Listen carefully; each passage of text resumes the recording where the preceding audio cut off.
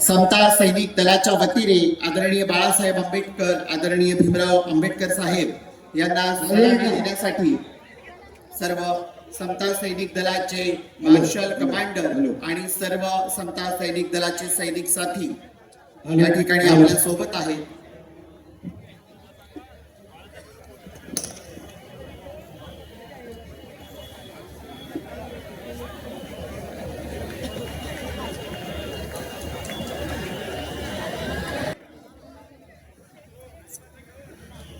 Police officer 800 सैनिक बंदोबस्त के लिए तैयार है. निरीक्षण और मानदंड के लिए पूरे तैयार है सर.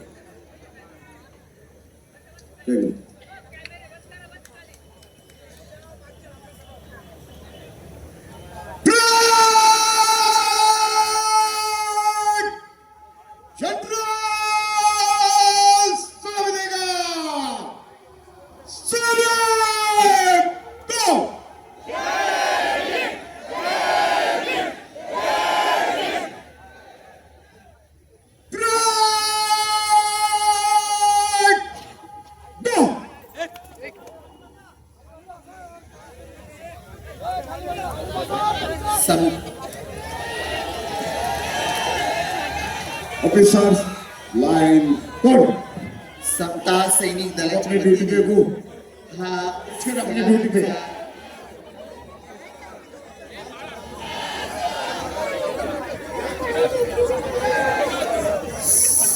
साथींनो, 25 नोव्हेंबर 1949 रोजी प्रज्ञा सूर्याने मुक्तीच्या उद्धाराचे सोपान म्हणून दिलेले संविधान सभेतले भाषण आणि या भाषणामध्ये या प्रज्ञा सूर्याने या देशातली लोकशाही चिरंजीव राहावी आणि या देशातल्या प्रत्येक घटकाला सन्मानाने जगता यावं यासाठी हे संविधान देत असताना याला काही महत्वाच्या गोष्टी आपल्यासाठी सूचित केल्या होत्या.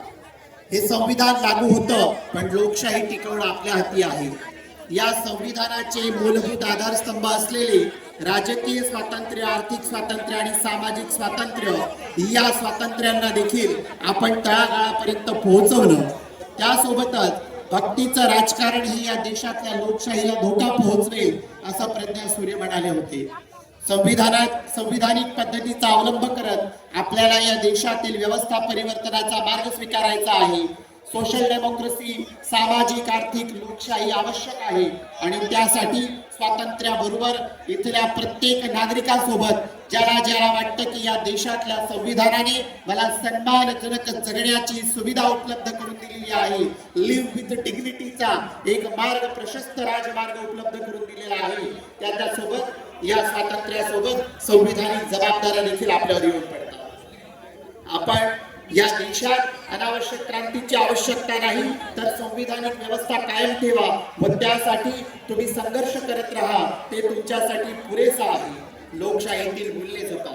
या लोकशाहीची मूल्ये जी भारतीय संविधानाच्या प्रास्ताविकामध्ये समता, न्याय, बंधुता, स्वातंत्र्य, धर्मनिरपेक्षता, लोकशाही, समाजवादी गणराज्य, व्यक्तीची प्रतिष्ठा, राष्ट्राची एकता आणि अखंडता या सगळ्यांसोबत आपल्याला पुढे जायचं आहे आणि हे पुढे जाण्यासाठी ही संविधान सन्मान महासभा आहे. या संविधान सन्मान महासभेला आज या विचार मंचावर उपस्थित असलेले आदरणीय बाळासाहेब आंबेडकर आपल्या संपूर्ण मार्गदर्शनातून आपल्याला नेमकं या संविधान महासभेतून काय घेऊन जायचं आहे या देशाच्या गल्लीबोळामध्ये आणि प्रत्येक त्या घटकापर्यंत ज्याच्यासाठी हे संविधान 2 वर्ष 11 महिने 17 दिवस सातत्याने आणि परिश्रमाने लिहिलं गेलं.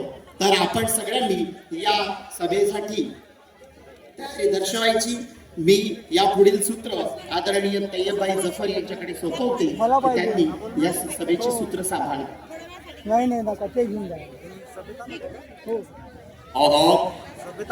जय भीम. ये आवाज अगर मुंबई से जाएगी तो ऐसी नहीं आएगी. जय भीम. दीवार से कान लगा कर बैठा हूं, दीवार से कान लगा कर बैठा हूं, पहरे पर दरबार लगा कर बैठा हूं, पहरे पर दरबार लगा कर बैठा हूं. मैं अपने कुछ ख्वाब सींचने के लिए स्टेज पे संविधान लगाकर बैठा हूं। आज पंडित कौन बैठे? हम लोग यहाँ पर अगरचे जमा हुए हैं तो मुझे लगता है इसका इंपॉर्टेंस हमको समझना चाहिए। आज देश भर में क्या हवा चल रही है वो छोड़ दीजिए, मैं आपको कहता हूं आज यहाँ पर मैं और आप संविधान का जश्न मनाने के लिए बैठे हुए हैं। एक बार जश्न वाला, महा उत्सव वाला, उत्सव भरा तालियों की गूंज यहाँ से उठनी चाहिए ताकि उनके कानों तक भी पहुंचे जिसको संविधान से डर लगता है। अगर संविधान कहता तो यूं कहता कि ना मैं गिरा, ना मेरे उम्मीदों के मीनार गिरे, ना मैं गिरा, ना मेरे उम्मीदों के मीनार गिरे, मुझको गिराने में कुछ लोग कई बार गिरे। संविधान का जश्न मना रहे हैं हम लोग, और क्यों मना रहे हैं ये समझने की जरूरत है। भारत के इतिहास में आदरणीय बाबा साहेब अंबेडकर ने इस देश के इतिहास को बदलने का काम किया है। आपने वो काम किया है जो इस देश में और कोई नहीं कर सका। इस देश से जात पात को खत्म किया और उस जात पात के खत्म होने पर हम उत्सव मना रहे हैं। इस देश से ऊंच नीच को खत्म किया और उस ऊंच नीच के खत्म होने पर हम और आप उत्सव मना रहे हैं। आदरणीय बाबा साहेब अंबेडकर ने संविधान में इस देश में रहने वाले एक एक शख्स को, एक एक आदमी को, वो चाहे मुसलमान हो, एससी हो, एसटी हो, बौद्ध हो, हिंदू हो, मराठा हो, जैन हो, सिख हो, तुम कोई भी मजहब को मानने वाले हो, अगर तुम भारत की सीमा के अंदर है तो तुम भारत के अंदर बराबर के नागरिक है। उस बराबरी का हम जश्न मना रहे हैं। आज हम लाल डायरी दिखाने वाले नहीं, आज हम संविधान का जश्न मनाने वाले हैं। एक बार उत्साह भरा तालियों की गरज गूंजनी चाहिए और जोरदार नारा इस देश के लिए, जिसके लिए आदरणीय बाबा साहब अंबेडकर ने कहा था कि हम पहले भी भारतीय हैं और हम बाद में भी भारतीय हैं। भारत जिंदाबाद, भारत जिंदाबाद, संविधान जिंदाबाद। अब घटना में जो साहब ने लिखा, आदरणीय बाबा साहेब अंबेडकर उसको कैसा पूरा करके बता रहे हैं, ये आपको समझने की जरूरत है। ये संविधान सम्मान सभा है।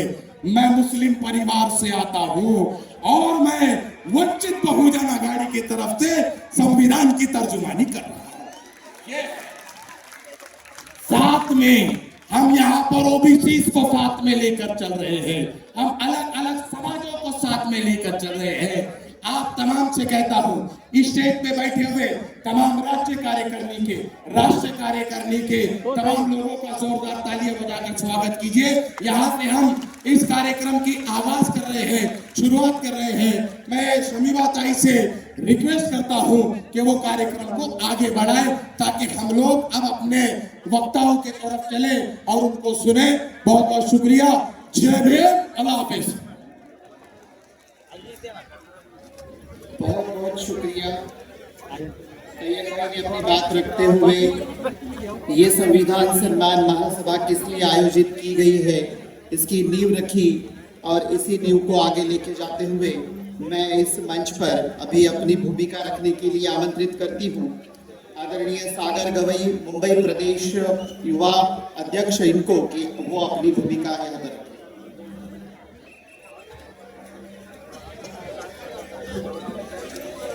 जय भीम। क्या बात। श्रद्धेय बाळासाहेब आंबेडकर युवा नेते सुजात आंबेडकर यांच्या कार्याला सर्वप्रथम सलाम करतो. सर्व महाराष्ट्र कार्यकारिणी, मुंबई कार्यकारिणी या सर्वांना जय भीम आणि उपस्थितांना जय भीम, जय संविधान. मित्रो, संविधान सभा, संविधान सन्मान सभा ही फक्त सभा नव्हे, ही एक चळवळ आहे. ही चळवळ ज्याचा आगाज आदरणीय युवा नेते सुजात आंबेडकर यांनी औरंगाबाद मधून केलेला आहे. शेर का चावा कैसा हो, शेर का चावा कैसा हो, शेर का चावा कैसा हो. विचार करा, औरंगाबाद मध्ये फक्त चावा उतरलाय, जर हा शेर जर मुंबईत उतरला तर काय होईल. लवकरच इथे आजूबाजूला समोर असतील किंवा उजव्या बाजूला जे संघी असतील, जे मनुवादी असतील, त्यांनी कान खोलून ऐकावं. टायगर अभी जिंदा है. औरंगाबाद तो जाती है, महाराष्ट्र अभी बाकी है. जय भीम, जय संविधान.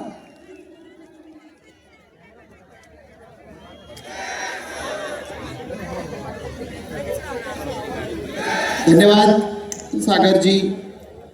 यानंतर मी गेल्या काही दिवसापूर्वीच आपण सगळ्यांनी आणि महाराष्ट्रातल्या तमाम भीमसैनिकांनी पाहिलं की मुंबईत आमची एक वाघीण इथल्या व्यवस्थेसोबत भिडली होती, नडली होती आणि न्यायासाठी झटते आहे. अशा आमच्या साथीदार असलेल्या आदरणीय स्नेहलताई सोहरी, मुंबई प्रदेश महिला अध्यक्ष, यांना मी आमंत्रित करते आपली भूमिका मांडण्यासाठी. सर्वप्रथम वंचित शोषित घटकांच्या उद्धारासाठी आयुष्यपणाला लावलेल्या सर्व महापुरुष महामातांना माझं त्रिवार अभिवादन. तसेच SC, ST, NT, OBC समाजाला आजवर केवळ आपला मतदार म्हणून वापरून घेणाऱ्या सगळ्या प्रस्थापित पक्षांचे गड उद्ध्वस्त करणारे, राजकारणातल्या मूळ प्रवाहात इथल्या वंचित शोषित घटकाला घेऊन येणारे, अगर ना भी हो संख्या भारी फिर भी मिलेगी भागीदारी असा क्रांतिकारी नारा देणारे आणि इथल्या राज्यातल्या सगळ्या वंचित शोषित घटकांना राजकारणाच्या मूळ प्रवाहात आणणारे आम्हा सर्वांचे नेते, वंचित बहुजन आघाडीचे राष्ट्रीय अध्यक्ष सन्माननीय बाळासाहेब आंबेडकर. त्याचसोबत डॉक्टर बाबासाहेब आंबेडकरांनी जो धम्म चळवळीचा रथ या समाजाला बहाल केला होता, आज तो धम्म चळवळीचा रथ आपल्या खांद्यावरती घेऊन समाजात होणाऱ्या प्रत्येक अन्याय अत्याचाराला वाचा फोडणारे आम्हा सर्वांचं ऊर्जास्थान भारतीय बौद्ध महासभेचे राष्ट्रीय कार्याध्यक्ष आदरणीय सन्माननीय भीमराव साहेब आंबेडकर, त्याचसोबत युथ आयकॉन सुजात दादा आंबेडकर, अंजलीताई आंबेडकर, प्रदेश अध्यक्ष आदरणीय रेखाताई ठाकूर आणि ह्या छत्रपती शिवाजी महाराज पार्क या ठिकाणी आज संविधान सन्मान सभेच्या निमित्ताने जमलेल्या सगळ्या संविधानवादी, लोकशाहीवादी आणि खऱ्या अर्थाने संविधानाचा सन्मान करणाऱ्या सगळ्यांचं मी या ठिकाणी हार्दिक हार्दिक स्वागत करत आहे. दोस्तो हो, आपण आज या देशाची जर भूमिका बघितली तर ती इथल्या हुकुमशाहीच्या माध्यमातून इथल्या लोकशाहीवरती खऱ्या अर्थानं मारा करणारी आहे, ही अशा प्रकारची आहे. इथल्या संघ आणि भाजपाच्या माध्यमातून दररोज इथल्या संविधानावरती उघडपणे हल्ले होताना आपल्याला दिसत आहे. इथल्या विरोधी पक्षातले नेते जे स्वतःला म्हणून घेतात, आज इथल्या भाजपाने विविध प्रकारची यंत्रणा त्यांच्या मागे लावून त्यांचं कंबरडं मोडण्याचं काम केलेलं आहे. पण दुसऱ्या बाजूला वंचित बहुजन आघाडी जी RSSच्या कार्यालयावरती RSSच्या घरात जाऊन जय संविधान जय भारतची घोषणा देणारे जर कुणी असेल तर ते सुजात दादा आंबेडकर आहे, ते आपण समजून घेतलं पाहिजे. दोस्तो, ह्या कुठल्याच दबाव यंत्रणेला भीक न घालता जर वंचित बहुजन आघाडीची सत्ता या देशात आली तर इथल्या मोदीला आणि शहाला संविधानाच्या चौकटीत घेऊन येऊ असं ठणकावून सांगणारे श्रद्धेय नेते बाळासाहेब आंबेडकर आहेत. त्यामुळे आपण इथे समजून घेतलं पाहिजे, आजच्या घडीला जर या देशामध्ये कुणी फुले शाहू आंबेडकरांची चळवळ रुजवत असेल तर ते बाळासाहेब आंबेडकर आहेत, ती वंचित बहुजन आघाडी आहे. ज्या वेळेला आम्हाला विचारलं जातं की वंचित बहुजन आघाडीचा जाहीरनामा काय आहे, त्यावेळेला आम्ही छाती ठोकपणे सांगतो, भारतीय संविधानाचा सरनामा हाच वंचित बहुजन आघाडीचा जाहीरनामा आहे. बाळासाहेब आंबेडकर इथल्या तरुणांना उपदेश देत असताना कायमस्वरूपी सांगत आलेले आहेत की इथल्या तरुणांनी चळवळीच्या खांद्यावरती न बसता चळवळ खांद्यावरती घेऊन काम केलं पाहिजे. त्यापुढे बाळासाहेब आंबेडकर सांगतात की जर तुम्हाला तुमचं नेतृत्व सिद्ध करायचं असेल तर तुम्ही पक्ष हा निवडावाच. आणि फक्त बोलून आम्ही या ठिकाणी थांबत नाही, तर आज खऱ्या अर्थाने इथल्या वंचित शोषित घटकातून आलेल्या प्रत्येक तरुणाला वंचित बहुजन आघाडी नेतृत्व करण्याची, प्रतिनिधित्व करण्याची संधी देते. आज अनेक तरुण, जो तरुण कुठल्याही प्रकारचा सोन्याचा चमचा घेऊन जन्मलेला नाहीये, जो तरुण ज्याच्या मागे कुठल्याही प्रकारची घराणेशाही नाहीये, जो तरुण जो कुठल्याही प्रकारे धनदांडगा नाहीये, आज जो तरुण इथल्या सर्वसामान्य घराण्यातून आलेला आहे, गोर गरीब समाज व्यवस्थेतून आलेला आहे, त्या तरुणाला प्रतिनिधित्व देण्याची संधी जर खऱ्या अर्थाने कोणी देत असेल तर ते बाळासाहेब आंबेडकर आहेत, लक्षात ठेवा. आज इथल्या आशिया खंडातल्या सगळ्यात मातब्बर म्हणून ओळखणाऱ्या ह्या मुंबई प्रदेशच्या अध्यक्षपदी जर या स्नेहल सोहनीला वयाच्या 26-27 वर्षी जर कोणी बनवलं असेल तर ते बाळासाहेब आंबेडकर आहेत, ती वंचित बहुजन आघाडी आहे. दोस्तो, मला मान्य आहे या ठिकाणी आपण साहेबांना ऐकायला या उत्सुक आहोत, आतुरतेने आपण त्यांची वाट बघत आहोत. त्यामुळे आपण सगळ्यांनी या ठिकाणी आपण सर्वजण आलात त्याबद्दल मी तुम्हा सर्वांचं या ठिकाणी आभार मानते. आणि आपण या पुढची लढाई अशा प्रकारे लढायची आहे. येणाऱ्या महानगरपालिकाच्या निवडणुका आहेत, ज्या वेळेला या मुंबईचा महापौर ठरवायचा असेल ना, वंचित बहुजन आघाडीला वगळता ह्या मुंबईचा महापौर ठरला नाही पाहिजे, अशा प्रकारची बांधणी आपल्याला करायची आहे, अशी कामं करायची आहेत. आणि त्यासाठी मी तुम्हा सर्वांना शुभेच्छा देते. आणि आपण आलात त्याबद्दल मी तुम्हा सर्वांचं मनापासून आभार मानते. धन्यवाद. मला इथे बोलण्याची संधी दिली त्याबद्दल सर्वांचं मनापासून आभार. एक घोषणा जोरात होऊन जाऊ द्या, वंचित बहुजन आघाडीचा आणि वंचित बहुजन आघाडीचा. सध्या बाळासाहेब आंबेडकर आगे बढो, सध्या बाळासाहेब आंबेडकर आगे बढो. धन्यवाद.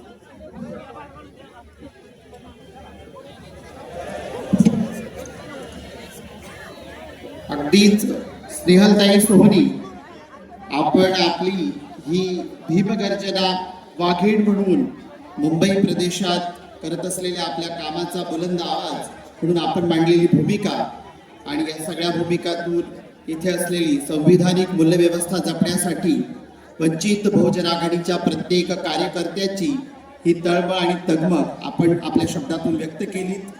मी विनंती करेल की मागील बाजूला काही साथी उभे आहेत, स्टेजच्या डाव्या बाजूला पुढच्या आहेत, आपण त्या ठिकाणी येऊन बसू शकता. यानंतर मी या विचार मंचावर आपली भूमिका मांडण्यासाठी आमंत्रित करते आदरणीय चैतन्यदादा आहिरे, मुंबई प्रदेश अध्यक्ष वंचित बहुजन आघाडी यांना. मी सर्व विचारवंतांना विनंती करेल की आपल्या सर्वांना आपली भूमिका मांडायची आहे, पण आपण वेळेअभावी आपण 5 मिनिटात आपलं मनोगत व्यक्त करावं. धन्यवाद. धन्यवाद. सर्व महापुरुषांना वंदन करतो. सन्माननीय आदरणीय बाळासाहेब आंबेडकर, आदरणीय भीमरावसाहेब आंबेडकर, युथ आयकॉन आदरणीय सुजाताताई आंबेडकर, अंजलीताई आंबेडकर आणि या महाराष्ट्र प्रदेशच्या अध्यक्ष रेखाताई ठाकूर आणि सन्माननीय विचारपीठ सर्वांना सविनय जय भीम. कसं काय मुंबई? खरं तर मी एकच मिनिटात हे करतो. या मुंबईमध्ये अनेक पक्ष आहेत, त्या अनेक पक्षांचे अनेक नेते आहेत. कुठे धर्मांमध्ये भांडणं लावणारा पक्ष आहे, कुठे भाषामध्ये वाद लावणारे पक्ष आहेत, परंतु एक नेते आहेत श्रद्धे बाळासाहेब आंबेडकर, जे राष्ट्रप्रेम शिकवतात, ते संविधान प्रति प्रेम शिकवतात. हे आज आपल्याला शिवाजी पार्कात दिसत आहे. या संविधान सन्मान महासभेच्या निमित्ताने आपल्या सर्वांना बाळासाहेबांना ऐकायचं आहे.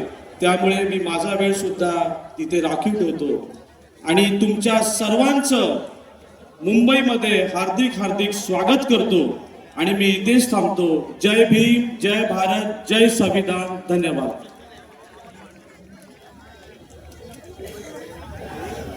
धन्यवाद चेतन दादा.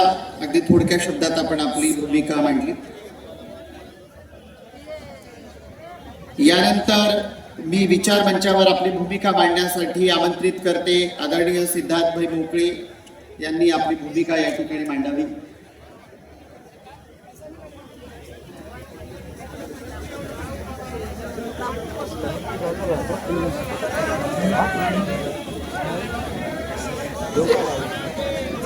धन्यवाद. आजच्या या संविधान सन्मान महासभेचे अध्यक्ष ॲडव्होकेट बाळासाहेब आंबेडकर,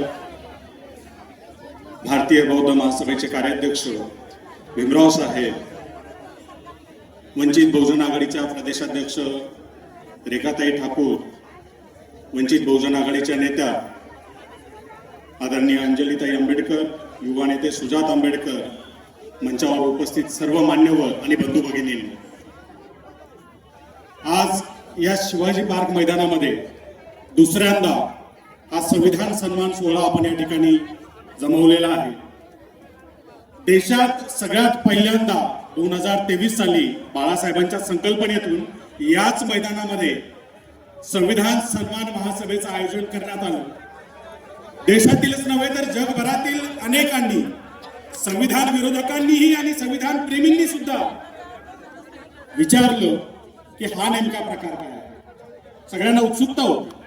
त्याचं उत्तर आपण 2023 मध्ये दिलं.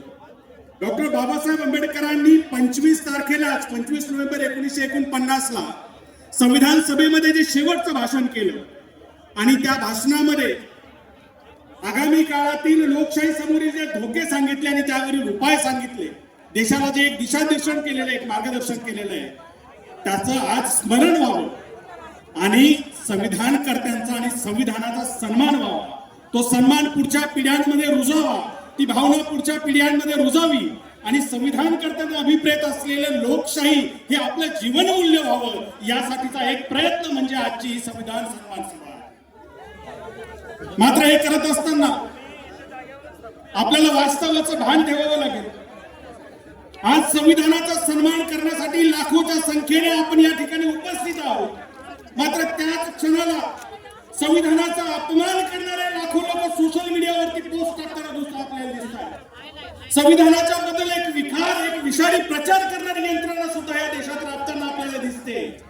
या यंत्रणेच्या बाबतीत मी म्हणतो, यांना काय निर्माण करायचं आहे तर यांना देशातल्या नागरिकांना शेख चिल्ली बनवायचं. तथागत गौतम बुद्ध सांगून गेले की कोणी सांगितलंय, एखाद्या पुस्तकात लिहिलंय, कोणी मोठ्या माणसाने म्हटलंय किंवा मी सांगितलंय म्हणून मानू नका. तपासा, पहा, विचार करा आणि पटलं तर स्वीकारा. म्हणजे काय तर स्वतःची बुद्धी चालवा. पण सध्या जी काही परिस्थिती आहे, या परिस्थितीमध्ये एक निर्बुद्ध समाज निर्माण करण्यासाठीची यंत्रणा या ठिकाणी राबताना दिसते. मी शेख चिल्लीचा उल्लेख केला. शेख चिल्लीची गोष्ट काय सांगते आपल्याला? ज्या फांदीवर तो शेख चिल्ली बसलेला असतो तीच फांदी कापायचं काम तो करतो आणि अंतिमतः खाली पडतो. तुमच्या माझ्या सारख्याला शीतलताई साठ्याने गाण्यात सांगितलं आपल्याला की संविधानाने काय दिलंय तर या देशाचा मालक बनवलंय. मग ज्या संविधानानं तुम्हाला या देशाचा मालक बनवलंय, तुमचे हक्क अधिकार प्रदान केलेत आणि जर अन्याय झाला तर भांडण्यासाठीच एक तरतूद करून ठेवलेली आहे. त्या संविधानाच्या आधारावर आपण लढाई लढून न्याय मागू शकतो, न्याय मिळवू शकतो. हे आता सोनार सूर्यवंशीच्या प्रकरणात आपण बघितलंय. त्याच संविधानाच्या विरोधामध्ये माती भडकवली जात आहे. मोठ्या प्रमाणात महिलांना संविधानाच्या विरोधात गरळ ओकायला लावली जाते. ज्या महिलांना चूल आणि मूलच्या पलीकडे अधिकार नव्हता, जो अधिकार संविधानाने दिलाय ते संविधान नाकारायला लावलं जाते. मग आता अशा वेळेला तुमच्या माझ्यासारख्या संविधानप्रेमी जनतेची खूप मोठी जबाबदारी आहे. ती जबाबदारी आहे की हा जो एक व्हायरस संविधानाविरोधाचा, एक धार्मिक द्वेषाचा पसरलेला आहे, त्याच्यावर उपचार करावा लागणार आहे.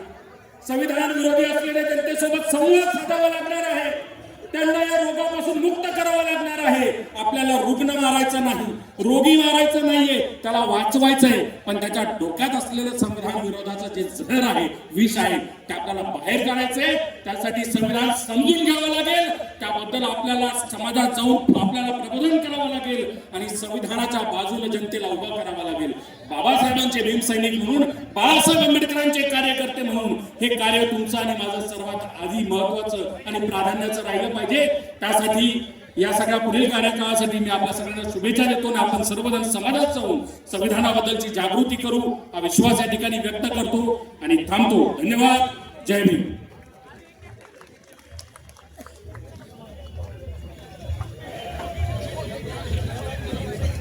जात धर्माच्या भिंती नाही, समानतेची ओळ आहे.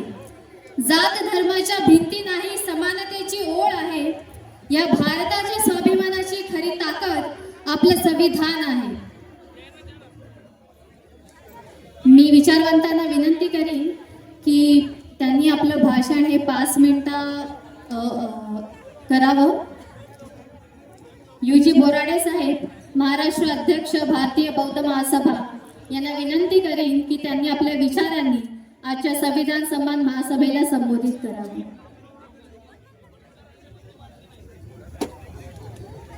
सर्व महापुरुषांना मी त्रिवार वंदन करतो. आज या ठिकाणी प्रामुख्याने उपस्थित असलेले आपल्या सर्वांचे प्रेरणास्थान आदरणीय बाळासाहेब आंबेडकर, त्याचप्रमाणे भारतीय बौद्ध महासभेचे राष्ट्रीय कार्याध्यक्ष, समता सिंह दलाचे राष्ट्रीय अध्यक्ष आदरणीय डॉक्टर भीमराव आंबेडकर यांना सुद्धा मी त्रिवार वंदन करतो. मंचकावर सर्व उपस्थित मान्यवर सर्वांना जय भीम, नमो बुद्धाय, जय शिवराय. या ठिकाणी आपण बघितलं असेल, वंचित बहुजन आघाडी आणि भारतीय बौद्ध महासभेच्या वतीनं आदरणीय बाळासाहेब आंबेडकर, त्याचप्रमाणे भीमराव आंबेडकर यांच्या आदेशाने पूर्ण महाराष्ट्रामध्ये बौद्ध समाज संवाद दौरा आम्ही आयोजित केला होता. त्यामध्ये प्रामुख्यानं राजेंद्र पाथोडे, भुईगल सर, अशोक सोनवणे सर, अशा प्रकारे आम्ही भारतीय बौद्ध महासभा आणि वंचित बहुजन आघाडीच्या वतीनं महाराष्ट्रातील जे काही विदर्भ असेल, मुंबई प्रदेश असेल, मराठवाडा असेल, पश्चिम महाराष्ट्र असेल, या प्रत्येक ठिकाणच्या विहारामध्ये आम्ही सभा घेतलेल्या आहेत. आणि जे जे कोणी इतर ज्याला म्हणता येईल पक्षामध्ये कार्य करतात, आमचे बौद्ध समाजाचे लोक त्यांच्या कशा प्रकारे चुकीचं काम करतात आणि वंचित बहुजन आघाडी आणि भारतीय बौद्ध महासभेच्या माध्यमातून आम्हाला संस्था हस्तगत करण्याकरता कसं आम्ही लोकांना प्रेरित होऊन या ठिकाणी आपली एकी दाखवायला पाहिजे, समाज एकत्रित झाला पाहिजे आणि सत्ताधारी झाली पाहिजे, याप्रमाणे आम्ही आमचं नियोजन केलं आहे. आज सुद्धा भारतीय बौद्ध महासभेची भूमिका ही आहे की आता कालच मी सातारा आणि कोल्हापूर आलेला आहे. त्या ठिकाणी सुद्धा आम्ही सांगितलं की ज्या ज्या ठिकाणी वंचितचे पदाधिकारी असतील, उमेदवार असतील, मग ते ग्रामपंचायत असो, जिल्हा परिषद असो, प्रत्येक ठिकाणी भारतीय बौद्ध महासभा आपल्याला प्रत्येक विहारामध्ये वंचित करता काम करेल आणि त्याप्रमाणे जास्तीत जास्त संख्येने वंचितचे पदाधिकारी निवडून येतील आणि आपलं सत्ता हस्तगत करतील. मुंबई प्रदेश या ठिकाणी सुद्धा जास्तीत जास्त आपल्याला महानगरपालिकेकडून नगरसेवक कसे येतील या दृष्टिकोनाने आम्ही प्रयत्नशील आहोत. एवढंच बोलतो. आणि ज्याप्रमाणे का सावलीप्रमाणे जसे आपले सोबत राहते त्याप्रमाणे वंचित सोबत आणि भारतीय बौद्ध महासभेचं त्यांचं कार्य एक सूत्रीपणानं राहील, एवढंच मी आव्हान देतो. जय भीम, जय बुद्ध, जय भारत. बहुत बहुत धन्यवाद साहब. अब शिरडी से उठने वाली वंचित बहुजन आघाड़ी की मजबूत आवाज, वंचित बहुजन आघाड़ी की राज्य प्रवक्ता आदरणीय उत्कर्षताई रूपवते से मैं रिक्वेस्ट करता हूं कि वो आए और अपना भाषण जोरदार तरीके से आपके सामने रखे। आदरणीय उत्कर्षताई रूपवते।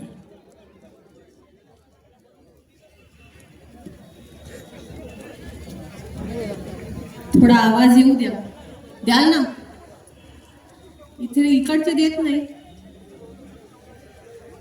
छत्रपती शिवाजी महाराजांचा, डॉक्टर बाबासाहेब आंबेडकरांचा, भारतीय संविधानाचा।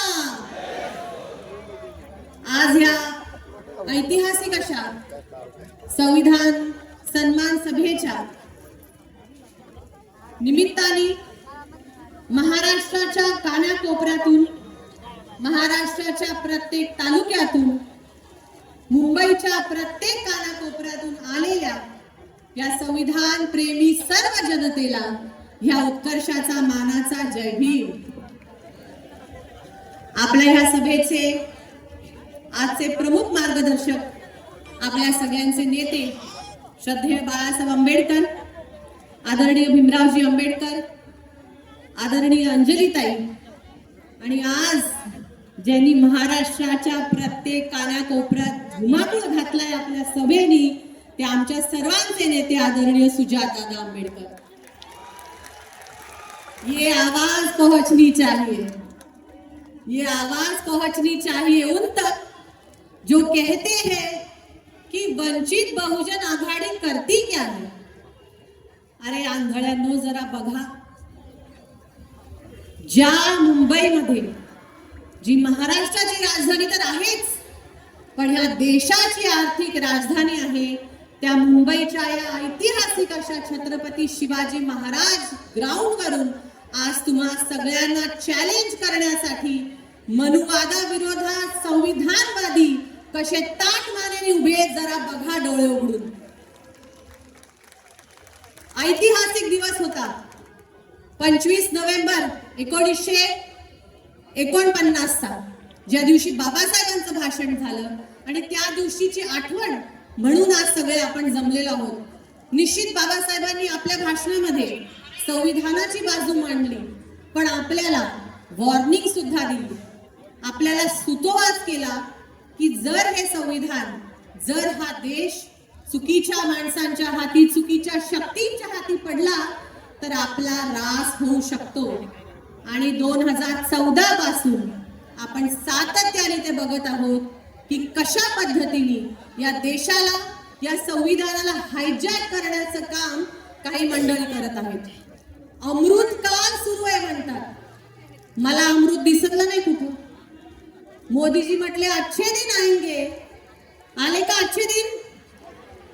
2 कोटी नोकऱ्या मिळाल्या का आपल्याला? शेतकऱ्यांची आमदनी हम दुगनी करेंगे म्हटले, इथे शेतकऱ्याच्या आत्महत्या दुगण्या झाल्या। ते म्हटले अच्छे दिन आएंगे, लेकिन किसके आएंगे वो हम नहीं बताएंगे। आलेत काही लोकांचे अच्छे दिन, ते अदानी असो, अंबानी असो, ह्या देशाचे सगळे उच्चभ्रू असो, एका बाजूला सगळी जनता आणि 1% लोकांकडे 70% संपत्ती देशाची आज एकवटली आहे। त्यांचे आले अच्छे दिन, आपले नाही आले। ह्या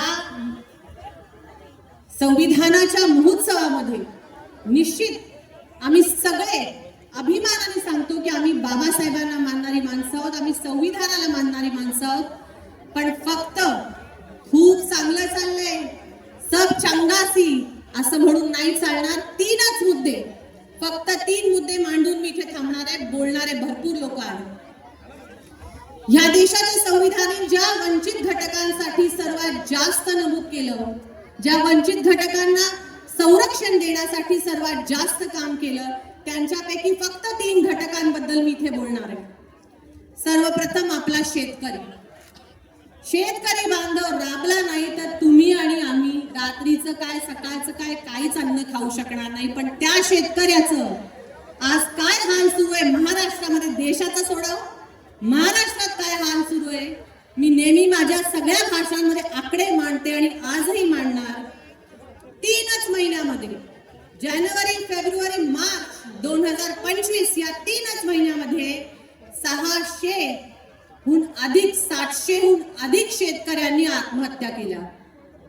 कुठे मॉस्कोमध्ये नाही केल्या, जर्मनीत नाही केल्या, आपल्या मराठवाड्यात, आपल्या विदर्भात केल्या. तुम्ही जर टक्केवारी काढली तर दिवसाला 8 शेतकरी म्हणजे तासाला किती शेतकरी आत्महत्या करतात ह्याचा विचार करा. दुसरा महत्वाचा घटक, 50% आमच्या महिला आरक्षण दिलं. स्थानिक स्वराज्य संस्थेमध्ये आरक्षण 50% दिलं, पण जगण्याचा अधिकार देताय का हा समाज हा विचार करा. अत्याचाराच्या बाबतीमध्ये महाराष्ट्र सर्वात पुढे. 2024चे आकडे फक्त सांगते, तुमचं मन थक्क होईल. 7,940 बलात्कार एकट्या महाराष्ट्रामध्ये एका वर्षात घडले. तुम्ही जर वजाबाकी केली तर दिवसाला 22 ते 24 बलात्कार होतात. म्हणजे तासाला किती बलात्कार होतात हा हिशोब लावा भावा बहिणींनो.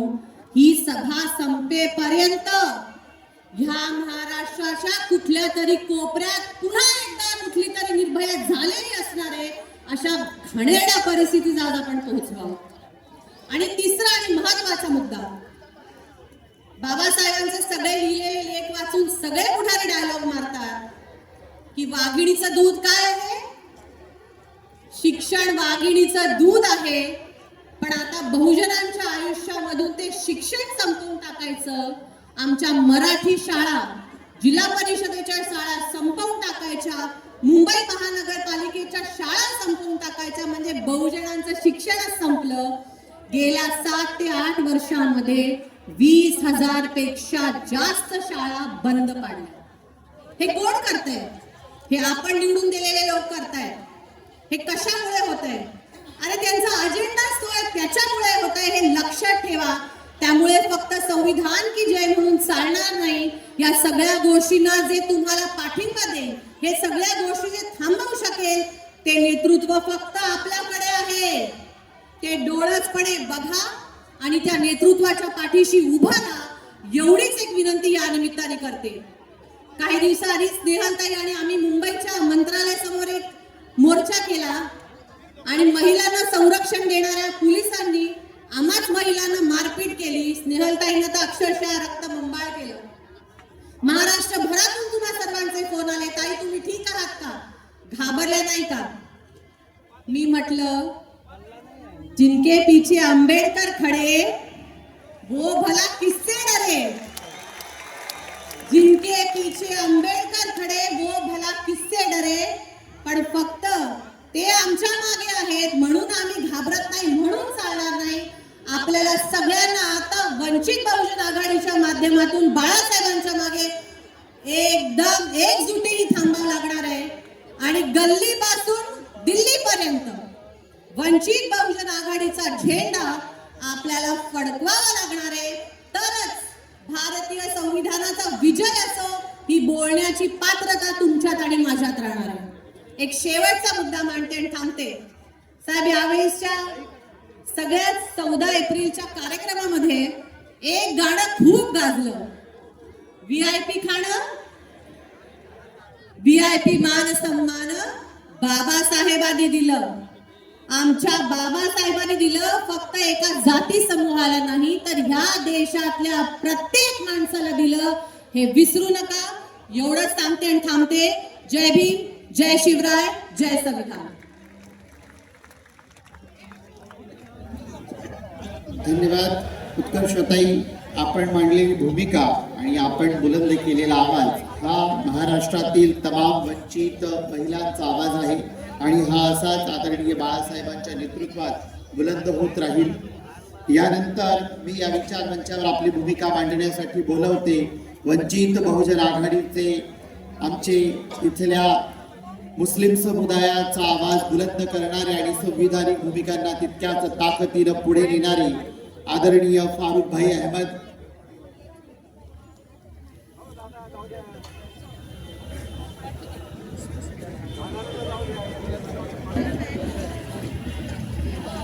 सर्व महामानवांना विनम्र अभिवादन. बहुजन हृदय सम्राट वंचित बहुजन आघाडीचे राष्ट्रीय अध्यक्ष आदरणीय बाळासाहेब आंबेडकर, बौद्ध महासभेचे कार्याध्यक्ष आदरणीय भीमरावजी आंबेडकर साहेब, वंचित बहुजन आघाडीच्या प्रदेश अध्यक्षा आदरणीय रेखाताई ठाकूरजी, आपल्या सगळ्यांच्या वंचितांच्या माई आदरणीय अंजलीताई आंबेडकरजी, युवा आयकॉन सुजातदादा आंबेडकरजी, मंचावर उपस्थित सर्व धर्मगुरू, सर्व सन्मान्य पदाधिकारी आणि मोठ्या संख्येनं जमलेल्या माझ्या सगळ्या बंधूंनो, भगिनींनो, आपल्या सगळ्यांना माझा क्रांतिकारी जय भीम. आज आपण संविधान सन्मान सभेसाठी जमलेलो आहोत. वेळेचा अभाव आहे. आपल्या सगळ्यांना आदरणीय साहेबांना आणि विचारमंचाला ऐकायचं आहे. कमी वेळेमध्ये काही गंभीर बाबी आहेत, त्या बाबी आपल्या समोर मांडण्याचा मी प्रयत्न करतो. या सभेचं नाव आपण संविधान सन्मान सभा ठेवलेलं आहे. आता ज्या ज्या महामानवांना आपण अभिवादन करत आहोत त्या सर्व महामानवांनी आपल्याला या देशामध्ये हजारो वर्षाच्या गुलामगिरीच्या बेड्या तोडून जगण्याचा अधिकार दिला. परंतु बाबासाहेबांच्या संघर्षाचं प्रतीक हे आहे की बाबासाहेब आंबेडकरांनी आपल्याला फक्त जगण्याचं नव्हे तर सन्मानानं जगण्याचा अधिकार दिला. हे बाबासाहेबांच्या कार्यकर्तृत्वाचा सर्वात उच्च टोक आहे. आणि तो सन्मानानं जगण्याचा अधिकार भारतीय संविधान या भारतात जन्मणाऱ्या प्रत्येक नागरिकाला देतो. म्हणून आपल्याला या संविधानाचा सन्मान करायचा आहे, या संविधानाचं रक्षण करायचं आहे. आज जेव्हा आपण संविधानाच्या बाबतीमध्ये बोलतो, इथं माझ्या एका सहकार्यानं सांगितलं की हातामध्ये लाल डायरी नाचवणं म्हणजे संविधानाचा सन्मान नाही आहे. कारण आमचं संविधान हा संविधानाच्या मूल्यामध्ये आहे, संविधानाच्या पुस्तकामध्ये नाही आहे. आम्ही पोथीनिष्ठ नाही तर मूल्यनिष्ठ आहोत. आणि या संविधानाला दिलेल्या सन्मानाला जगण्याच्या प्रत्येक स्वातंत्र्याच्या मूल्यांसाठी, त्याच्या संरक्षणासाठी आम्ही हे संविधान सन्मान सभा घेतलेली आहे. आज इथे सांगण्यात आलं मुस्लिम समाजाचं प्रतिनिधित्व वंचित बहुजन आघाडीमध्ये काम करणारा एक प्रतिनिधी म्हणून वंचित बहुजन आघाडीमध्ये मी काम करत आहे. आणि मुस्लिम समाजाशी निगडीत काही बाबी आज या राज्यामध्ये आपण बघत आहोत की जागोजागी मुसलमानांच्या मॉब लिंचिंग होत आहेत, मुस्लिमांच्या बाबतीमध्ये गैरसमज निर्माण करण्यात येत आहेत, मुस्लिमांच्या बाबतीमध्ये द्वेष पेरण्यात येत आहे. आता आज आपण छत्रपती शिवाजी महाराजांच्या नावाने असलेल्या या पार्कवर आहोत. या पार्कवर असताना मी इतिहासाची फक्त एक आठवण तुम्हाला करून देऊ पाहतो की या देशामध्ये मुसलमानांना सगळ्यात मोठा मिलन ठरवणाऱ्या RSSच्या मनुवाद्यांना चड्डी गँगला मला सांगायचं आहे की जेव्हा छत्रपती शिवाजी महाराजांचा राज्याभिषेक होत होता, त्या राज्य अभिषेकाला अडथळा आणणारा या देशातला कोणता मुसलमान नव्हता. आणि ते राज्याभिषेक घडवताना छत्रपती शिवरायांच्या राज्याभिषेकामधला एक पात्र होता. त्या पात्राचं नाव होता गागा भट. एक असा भट ज्यांनी खोके घेऊन राज्याभिषेक केला होता. आज महाराष्ट्रामध्ये अजून एक भट आलेला आहे. तो खोके घेत नाही, खोके देऊन सरकार पाडतो आणि पक्ष फोडतो, घराघरामध्ये भांडण लावतो.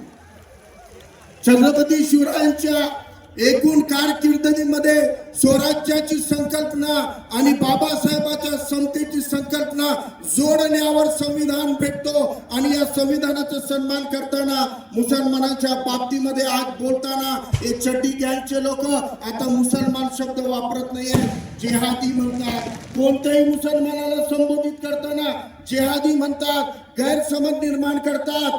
आजच्या या भटाचे 3 प्रवक्ते आहेत. एक टोपीचंद नावाचा आहे, तो काय सांगतो की मुसलमानांसाठी भारत हा युद्धाची भूमी आहे. भारत ही युद्धाची भूमी आहे. तो सांगतोय की इस्लाम मध्ये याला दारुल हरब म्हणलेला आहे. मी त्या मूर्खाला सांगू पाहतोय की मुसलमानांच्या आणि इस्लामचा मूळ ग्रंथ कुराण आहे. आणि कुराण मध्ये आणि पैगंबर साहेबांची जीवनी हदीस आहे. कुराण आणि हदीस मध्ये दारुल इस्लाम, दारुल हरब नावाची कोणतीही संकल्पना नाही. की पुढे 8व्या शतकामध्ये युरोपमध्ये इस्लामचा विस्तार होताना एक स्कूल ऑफ थॉट न काढलेला कन्सेप्ट आहे. आणि तोही कन्सेप्ट या भारताच्या भूमीला दारुल हरब म्हणत नाही. दारुल इस्लाम कोणता देश ज्या देशामध्ये 100% शरीयत लागू अशा देशाला दारुल इस्लाम म्हणतात. आणि दारुल हरब असा देश ज्या देशात राहणाऱ्या मुसलमानांना जे फंडामेंटल प्रेयर आहेत, जे त्यांच्या उपासनेची पद्धत आहे ती करण्यापासून जर रोखल्या जात असेल तर त्या देशाला दारुल हरब म्हणतात. अरे चड्डी गँग वालो, या भारताच्या संविधानामध्ये विश्वरत्न डॉक्टर बाबासाहेब आंबेडकरांनी मुसलमानांनाच नव्हे तर सर्व धर्मीयांना त्यांच्या उपासनेचं पूर्ण स्वातंत्र्य दिलेलं आहे.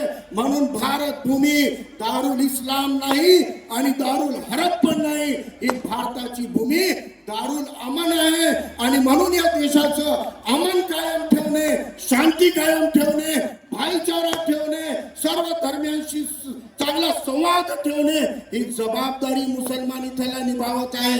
आज इतके हल्ले होताना मुसलमान प्रतिकार करत नाही, प्रतिशोध घेत नाही. अशा परिस्थितीमध्ये मुसलमानांना बदनाम करण्यासाठी कट कारस्थान करतात. मी मुसलमानांना सांगू पाहतोय, कट लक्षात घ्या, काश्मीर मधल्या एका हजरत बल दर्गाच्या प्रार्थना स्थळावर अशोक स्तंभाच्या प्रतीकाची विटंबना झाली.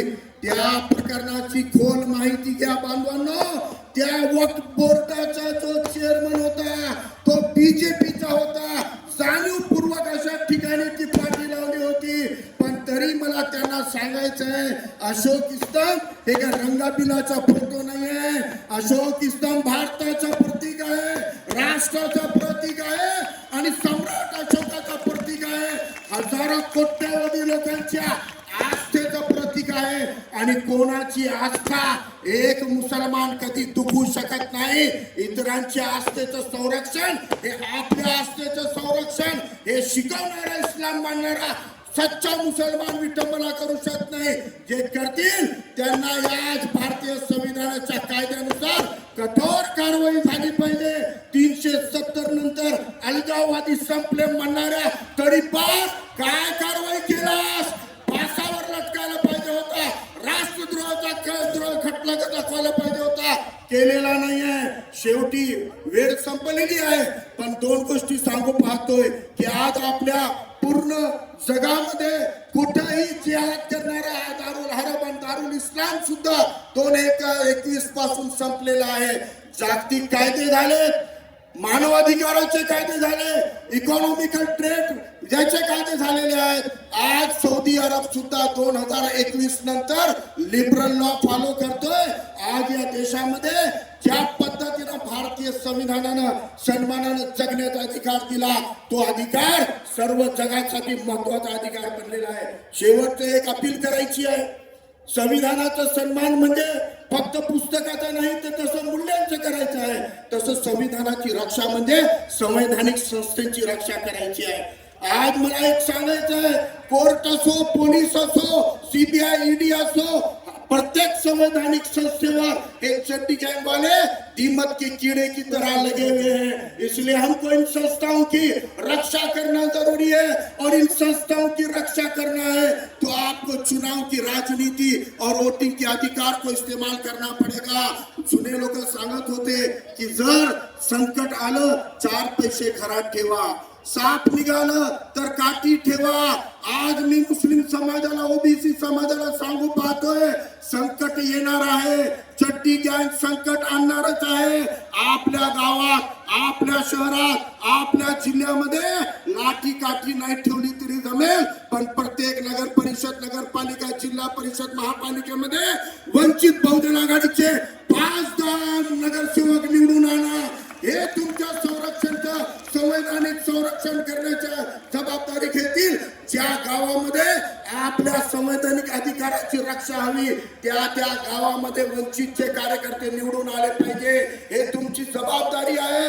लक्षात घ्या, बर्थ सर्टिफिकेटच्या नावानं मुसलमानांचे नाव वोटर लिस्ट मध्ये कापतायत, एनआरसी करू पाहतायत. मी या चड्डी गँगला सांगू पाहतोय, अरे बर्थ का प्रमाण पत्र क्यों बनाते हो? इस देश के लोगों का डीएनए का सर्टिफिकेट बनाओ, पता चल जाएगा कौन भारतीय है और कौन विदेशी है. एवढी एक विनंती करतो आणि आपली जागा घेतो. धन्यवाद. जय भीम, जय संविधान, तकबीर, अल्लाहू अकबर.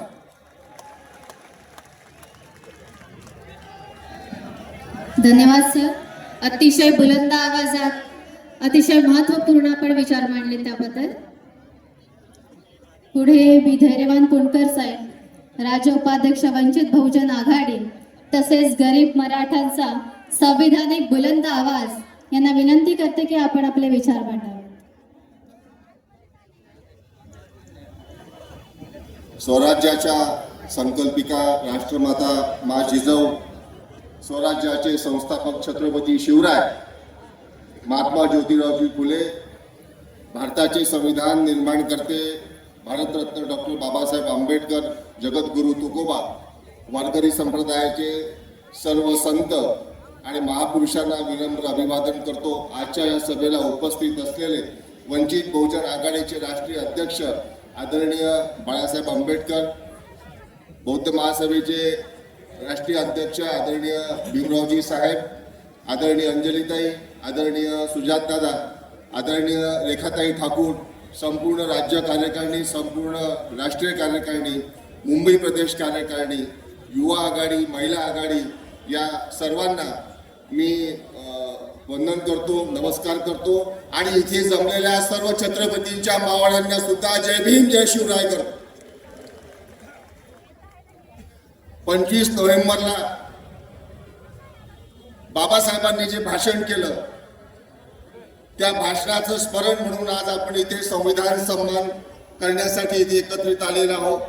बाबासाहेबांच्या त्या भाषणामधलं मला आवडलेलं आणि आपल्या सर्वांनी लक्षात ठेवावं असा एक विचार त्या दिवशी सांगितला, यशस्वी झाली पाहिजे.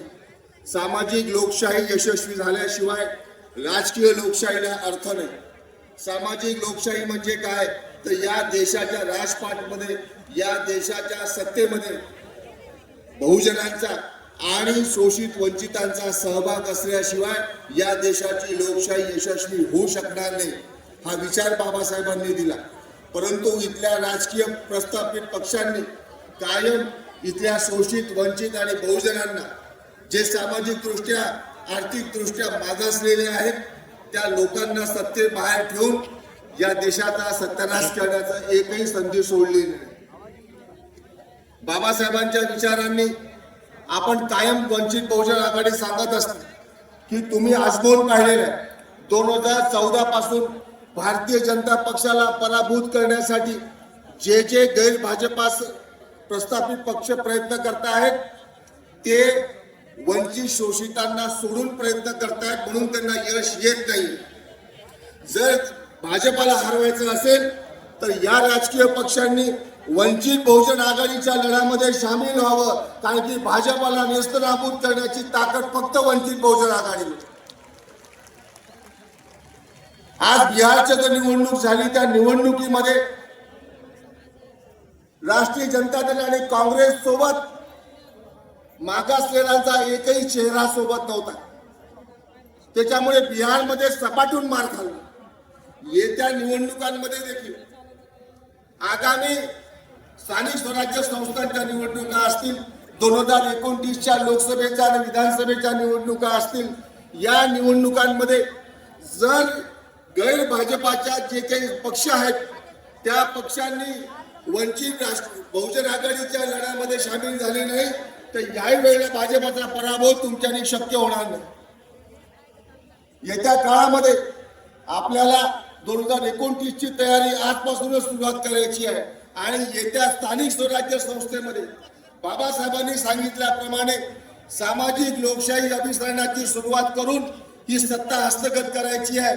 त्यामुळे येणाऱ्या जिल्हा परिषद, नगरपालिका, महानगरपालिका आणि येणाऱ्या पुढच्या सगळ्या निवडणुकांमध्ये कार्यकर्त्यांनी, पदाधिकाऱ्यांनी, वंचित बहुजन आघाडीच्या कार्यकर्त्यांनी आणि संविधानवादी नागरिकांनी एक दिलाने एकजूट होऊन पक्षाला जिथे पक्षाने उमेदवार दिलेला आहे त्याला मतदान करून जिंकून द्यायचं आहे.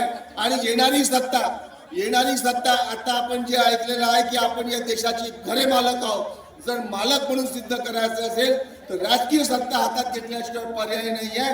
म्हणून मी सर्वांना आवाहन करतो की या संविधान सन्मान रॅलीनिमित्त आपण सर्वांनी प्रण करूया की येत्या सर्व निवडणुकांमध्ये पक्षातील तो उमेदवार त्याच्या पाठीशी खंबीरपणे उभे राहून सत्तेचा मार्ग आज आपण मोकळा करूया. इतका आपल्याला शब्द देतो, इतका आपल्याकडून शब्द घेतो आणि आपली रजा घेतो. जय शिवराय, जय भीम.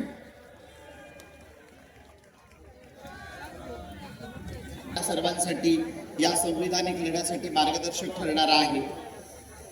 यानंतर ज्या धम्माच्या माध्यमातून प्रज्ञासूर्य महामानव बोधिसत्व डॉक्टर बाबासाहेब आंबेडकरांनी इथल्या लोकशाहीचा मूळ पाया उभा केला आणि 395 कलमी संविधानाची रचना केली, त्या भारतीय बौद्ध महासभेचे आणि ज्या समता सैनिक दलाच्या माध्यमातून नेहमीच इथल्या सामाजिक संघर्ष